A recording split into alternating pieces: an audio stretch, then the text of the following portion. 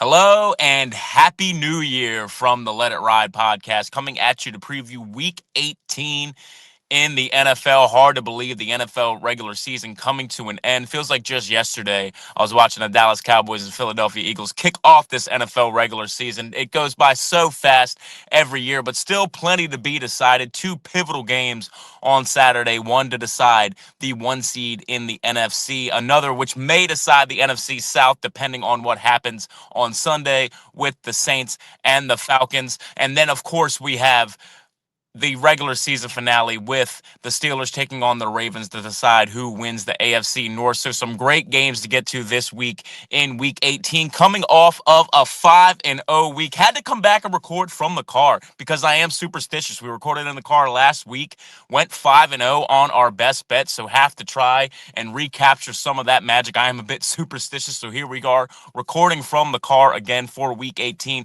A 5-0 week on the best bets. Like I said, can't call it a perfect week because the teaser of the week failed on Monday Night Football. The Rams unable to take care of business against the Falcons. So the teaser of the week does fall, but gave out winners with the Saints -2.5, the Dolphins +6, the Eagles +1.5 against the Bills, the Browns +3.5 against the Steelers. They get the outright win there. And of course, we started out the week on Saturday with the Texans +1.5 against the Chargers. So again, 5-0 on the best bets. Going to try to recreate some of that magic. And we are going to start on Saturday night with that game for the one seed. It is the Seahawks taking on the 49ers. The 49ers, a 1.5-point underdog at home in that game. The over-under sitting at 48.5. It was at 49.5, and I tweeted out that I absolutely loved the under at that number.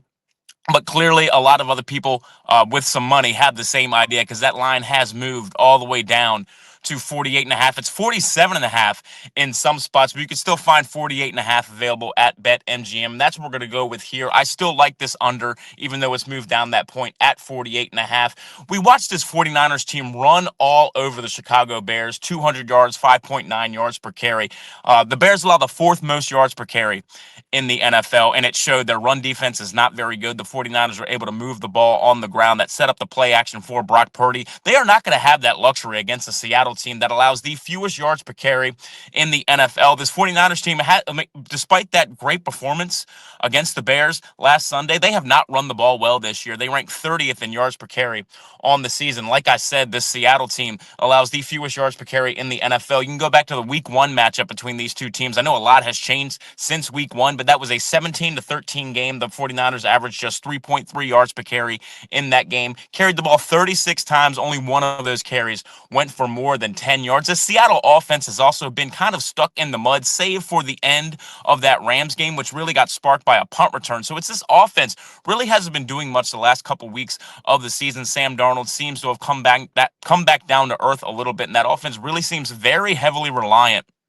on Jackson Smith and Jigba. So I expect the 49ers to key in on him on defense. I expect the Seahawks defense to be very stout. You also have Sam Darnold, who just tends to fold in these spots. And I generally like playing the under in these high-stake games. You're going to have teams playing tight. These are two division rivals playing for a very valuable one seed, which will give them a bye for the first round in the NFL playoffs. So I love the under 48.5. Loved it a lot more when it was up at 49.5 earlier in the week, but still like it here at 48.5. It's still a play for me. So my first play this week going to be the under 48.5 for Seahawks 49ers. That is going to move us on to the Saints taking on the Falcons. The Falcons, a 3.5-point favorite at home. The over-under sitting at 45. And the Falcons have scored 27.3 points per game their last three games. Kirk Cousins looks to be rejuvenated, and he may be playing to prove that he's still a starting quarterback in this league. Maybe playing for a starting job somewhere else in the NFL. Maybe he's going to go take over for Aaron Rodgers down there in Pittsburgh, but he still has a lot to prove. I think he's going to come out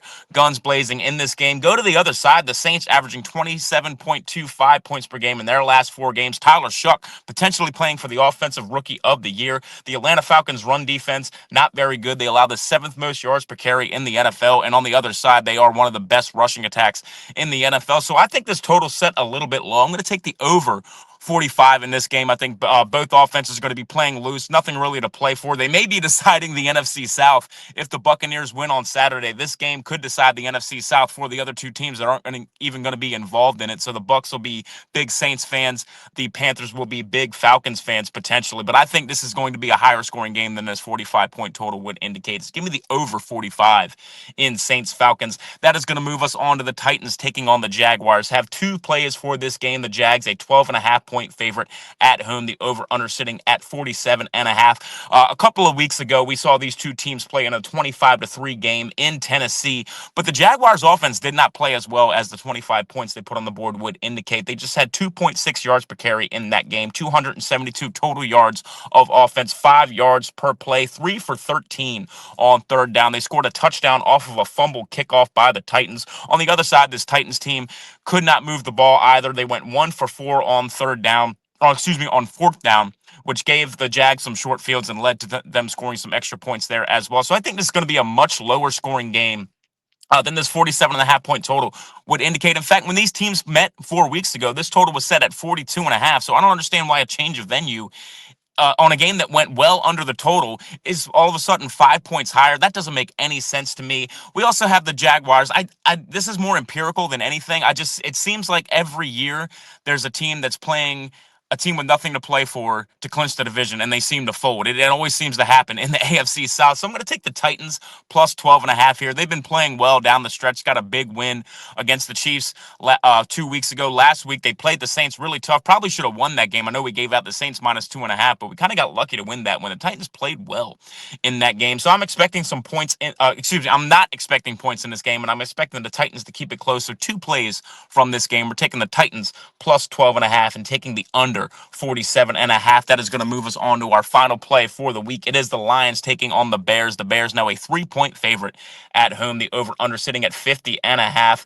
And the Lions on the season have a point differential almost 40 points better than the Chicago Bears, despite the fact that the Lions are sitting in last place in their division and the Bears have already clinched said division. This is the Lions team that beat this Bears team 52-21 in their first matchup. That Bears run defense, as I mentioned when we talked about the 49ers game, this Bears team gives up the fourth most yards per carry in the league. This Lions team ran all over them in the first matchup, 177 yards, 6 yards per carry in that first game. And this is really the Detroit Lions Super Bowl. This has been a disappointing season for them. They do not want to cap it off by losing to their old offensive coordinator. I think Dan Campbell is petty and vindictive, and I think he's going to want to come out and stick it to his old OC in this game. Like I said, the Lions go into the offseason, but this is really their Super Bowl. So I'm taking the Lions plus 3 in this game. Going to close things out here with the teaser of the week. We are going to tease the Bills down to -1 against the Jets. The Bills really not too much to play for. They're locked into the wild card, but the Jets do not want to win games. They want to keep their draft standing alive, and we saw last week this team has absolutely quit against the Patriots. They just had absolutely nothing in that game. So even if the Bills were to sit starters, you just need them to win this game. So taking the Bills down to -1, and we're going to take the Vikings down to -1 as well. This is a team that is playing really hot down the stretch, facing a Packers team which is banged up, getting ready for the playoffs. They're going to play absolutely nobody in this game. They have their sights set on playing the 2 seed next week, so nothing to play for the Packers. The teaser of the week this week: Bills -1. Vikings -1, the 5 best bets. We are taking the Lions plus 3. We are taking the Titans plus 12.5 and the under 47.5 in their game against the Jaguars. Taking the over 45 in Saints Falcons. Finally, my best bet of the week, taking the under 48.5 in Seahawks 49ers. That is going to do it for my picks and the podcast. Thank you to everybody for listening, and I will see you next week for the wild card round.